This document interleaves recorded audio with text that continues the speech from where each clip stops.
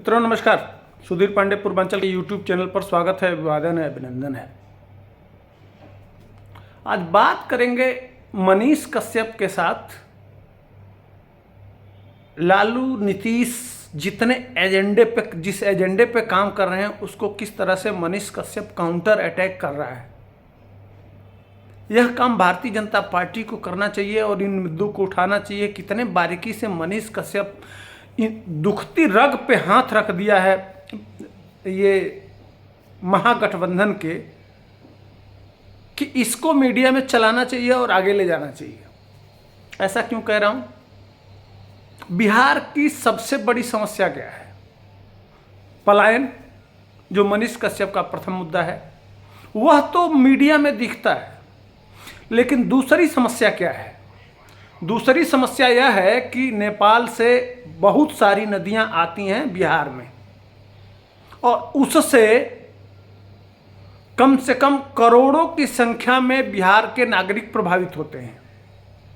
और हर साल घर बनाया जाता है और हर साल टूटते हैं। आप देखे होंगे तमाम वीडियो, यह पिछले साल आया था बाढ़ में, कि चारों तरफ पानी है और उसी में खुशहाल होकर लोग शादियां कर रहे हैं। बाढ़ में डूबा हुआ गांव है, वहां भी कार्यक्रम चल रहा है, आपने देखा होगा। लेकिन इस पे जो नीतीश बाबू बार बार यह कहते हैं, तेजस्वी यादव बार बार कहते हैं कि हमने विकास को, बिहार को इंफ्रास्ट्रक्चर में बहुत आगे कर दिए, तो अब आने वाले दिनों में अभी जाड़ा जा रहा है, इसके बाद से क्या आएगा? बरसात। मान लीजिए गर्मी के बाद बरसात। हर साल बरसात होता है, बरसात होने के बाद पूरा बिहार बाढ़ में डूब जाता है, करोड़ों लोग प्रभावित होते हैं। इस पे आपने क्या किया? हर साल बांध टूटता है, मनीष कश्यप जैसे लोग सड़कों पर बाढ़ की दशा दुर्दशा दिखाते रहते हैं, बिहार की बदहाली दिखाते रहते हैं। इस पे नदी जोड़ के बिहार को कैसे बचाया जा सकता है? और एक तरफ नीतीश कुमार कहते भी हैं कि हम अटल बिहारी वाजपेयी ने हमको मुख्यमंत्री बनाया था, तो अटल बिहारी वाजपेयी का ही तो सपना था कि नदी से नदी जोड़ो। क्या कर रहे थे नीतीश बाबू? आपको एक नन्हा यूट्यूबर आपके मुंह पे और गाल पे, आगे समझ लीजिए, दिया ना। आप तो इंजीनियर हैं, इतना आप नहीं सोच सकते थे? खाली कुर्सियां बचाते रहेंगे कि कैसे मुख्यमंत्री बने रहें? ये सब विजनरी बातें हैं, इस पे काम होना चाहिए कि नहीं? आप लोग चिंतन करिए कि नदी से नदी को जोड़ दिया जाए, तो अगर जिस इलाके में, जैसे आधा बिहार सूखा से प्रभावित हो जाता है, आधा बिहार बाढ़ से प्रभावित हो जाता है, क्यों ना हम इस बाढ़ के नदियों को जोड़ के और बाढ़ के पानी को उन सूखाग्रस्तों में ले जाएं, उन सूखा इलाकों में ले जाएं। जब बाढ़ आए तो बाढ़ की समस्या ही खत्म हो जाए, एक दूसरे से जोड़ दें। कहीं ना कहीं इंटरकनेक्ट है भी, उसको सही ढंग से इस्टेब्लिश कर दिया जाए, तो यह बिहार के फ्यूचर के लिए, जो हर साल करोड़ों रुपए, एक गरीब आदमी या सोच के पक्का घर नहीं बनाता है कि क्या बनाएं, आखिर तो हमको बाढ़ आएगा तो डूब ही जाएगा, तो इसलिए वह उस हाल में रहने के लिए मजबूर होता है। यह कितनी बड़ी बात है, बहुत बड़ी बात है। व्यक्ति छोटा हो सकता है, लेकिन विजन बहुत बड़ा है, बहुत बड़ा विजन है। दूसरा मनीष कश्यप ने जो चीज कहा है कि यूट्यूब के लोग जो मुझे दिखा रहे हैं व्यू पाने के लिए, वह ना करें। हालांकि मैं भी वही कर रहा हूं कि मनीष कश्यप के नाम पे वीडियो बना रहा हूं, लेकिन मैं बिहार में हूं नहीं, इसलिए शायद मैं मनीष कश्यप की बात को स्वीकार भी करता और ग्राउंड पे उतर के, जैसे आपके हॉस्पिटल है, हॉस्पिटल में क्या सही गरीबों को इलाज मिल रहा है कि नहीं, यह पहली प्राथमिकता होनी चाहिए। स्कूल में थोड़ा घूम लीजिए एक बार कैमरा और माइक लेके, कि स्कूलों में पढ़ाई हो रही है कि नहीं, दवाई, पढ़ाई, और भी जो सरकार का कार्यक्रम, जैसे मान लीजिए कि आपका पंचायत भवन है, उसके जो नियम हैं, उसमें जो कर्मचारी हैं, उसमें सफाई कर्मचारी हैं, उसमें सोशल जस्टिस के लिए कर्मचारी हैं, वह टाइम से बैठ रहे हैं कि नहीं, उस पर काम हो रहा है कि नहीं। तो ये सरकार तमाम जो खर्चा करके जो जैसे मान लीजिए कि नल जल योजना है, नल जल में पानी आ रहा है कि नहीं, ये सारे जो 7 निश्चय हैं नीतीश कुमार के, क्या पैसा हमारा और आपका लगा है, बिहार के लोगों का लगा है। अगर बिहार के लोगों का, आपके जेब का, बाप का 5 रुपया कहीं खो जाता है या गायब हो जाता है या 50 रुपया गायब हो जाता है तो आप बेचैन हो जाते हैं।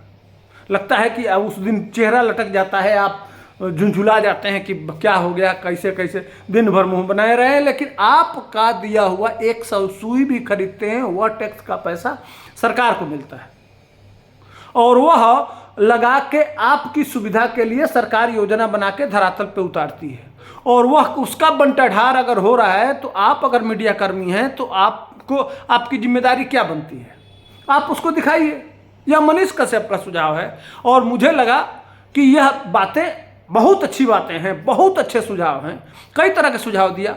इसके साथ साथ उसने यह कहा कि गरीबी 2 ही जाति है, यह बिहार के लोग हम लोगों को जाति में बांट के और अपना उल्लू सीधा करना चाहते हैं। उसके लिए वो जाति जनगणना पर भी सवाल उठाते हुए कहा कि जाति जनगणना हो गया तो अब बिहार का डेवलपमेंट क्यों नहीं हो रहा है, अब तो सब कुछ करिए, क्यों नहीं हो रहा है।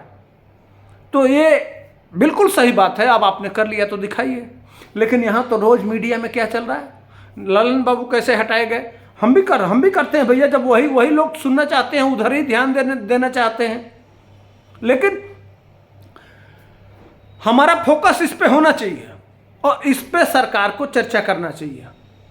लेकिन अब किस चर्चा चल रहा है। आज मीडिया में मैं कल देख रहा था, एक इनका जो फतेह बहादुर करके विधायक है, वो पहले माँ दुर्गा पे सवाल उठाया, अब आज सवाल उठाया है सरस्वती माँ पर। यही देख रहे थे। अब जी में तो वही निकाल के देने का, गाल के नीचे वही बचा है। पत्रकार भी उसी तरह से सवाल पूछ रहे थे। हम लोगों के सामने पाला पड़ जाए तो इनकी एक मिनट में सब निकाल दें, शब्दों से ही। हमें मार झगड़ा नहीं करना है, लेकिन ऐसे ऐसे प्रश्न होते हैं, पत्रकार पूछ भी नहीं चाहते हैं, पत्रकार जानते भी नहीं हैं। ठीक है, वो शिक्षा में जो सावित्रीबाई फुले की बात करो, वो बात समझ में आती है, उसके पहले पढ़े ही नहीं थे लोग। तुम कह रहे हो इस देश में वही पहली बार महिलाओं की पढ़ी। अरे गार्गी, याज्ञवल्क्य संवाद, एक से एक नारियां हुई हैं शिक्षा में, महान विदुषी महिलाएं हुई हैं। सावित्रीबाई फुले तो आज़ादी के बाद की बात है, कुछ दिन, अभी 100 साल भी नहीं हुए। उसके पहले यह देश पढ़ा ही नहीं था। पता नहीं कितने हजार ग्रंथ, विद्योत्तमा और वो कालिदास वाली कहानी, कितनी विदुषी महिलाएं काव्य की रचनाएं की हैं, मीराबाई से लेके और कितना नाम गिनाऊं। लेकिन इनको कहना नहीं है, इनको एजेंडा सेट करना है, किसी तरह से वोट लेना है, जाति में बांट के कि ये दलित है, ये ओबीसी है, ये फला है, ये ढमका है, ये इसने किया। अब 3% लोग पढ़ने नहीं दिए। तो भैया पढ़ने नहीं दिए तो आज़ादी मान लो 70 साल से तो संविधान लागू है। संविधान तो हम नहीं बनाए हैं, बाबा साहब अम्बेडकर ही बनाए हैं। अगर आज बिहार में सबसे ज़्यादा अशिक्षित हैं तो उसके लिए लालू और नीतीश से पूछो, 35 साल से यही हैं। अब आते हैं अंग्रेजों के, उसके पहले अंग्रेज थे 300 साल, उनसे जाके पूछो। उसके पहले मुगल थे, मुसलमान 700 साल, उनसे जाके पूछो। ये 1000 साल बीच में टप के अपनी बाप के वहां चले जाते हो।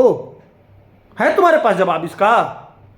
नहीं दे पाओगे, फट के फ्लावर हो जाएंगे जिस दिन हम लोगों से पाला पड़ जाए। और हम लोगों को देखते ही, इसीलिए तुम लोग हम लोगों को नहीं देते हो, एजेंडा के तहत कहते हो कि खैर ये विषय नहीं था, लेकिन मैं देख रहा था तो मैंने इस पर चर्चा कर दिया। ठीक है, तब तक के लिए दीजिए इजाज़त, फिर आएंगे दूसरे मुद्दे पे। जय हिंद, वंदे मातरम।